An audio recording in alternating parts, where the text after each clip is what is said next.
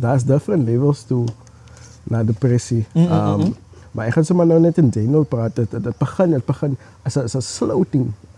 As 'n silent killer, noem hulle dit mos, 'n silent killer. Okay. Het begin stadig. Sy begin te voel, sy enjoy nie meer nie goed wat sy enjoy het nie. You know, as sy miskien van rugby gehou het, of miskien van modeling, sy het nie meer interest in hy nie. Sy rugby opkom, of sy gaat nie meer veld toe nie. So sy verloor basically interest in your hobbies. You know, that's one part of it. En dan is het like, sy wil nie meer was nie. So your self-care gaan down. Sy worry nie van hoe sy lyk nie. Like, it's basically, you don't want to was, man. Sy worry net nie meer van yourself nie. Even more to the normal, like ons allemaal struggle with self-esteem, but even more to the level of sy gee totally nie om yourself, you know.